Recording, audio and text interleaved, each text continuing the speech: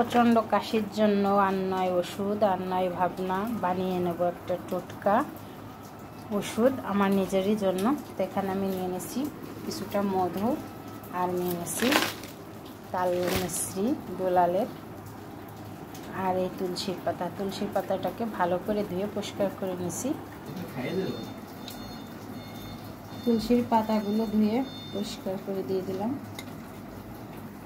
হালকা এক চিমটি পানি দিয়ে দিলাম।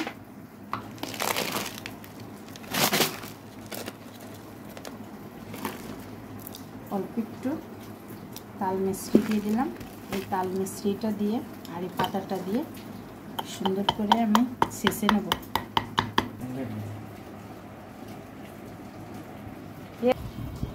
ভালো করে ছেঁচে নেব এইভাবে। পাতাটাকে সুন্দর করে ছেঁচে নিছি। এখন একটা ছাঁকনির সাহায্যে সেঁকে নিলাম। চাবাটাকে সুন্দর করে একটু চটকিয়ে নিলাম। এখন এটাকে উঠিয়ে রেখে দেব। এখানে মিশ্রিটা দেওয়া হয়ে গেছে। এখানে মধুটা মিশিয়ে নেব।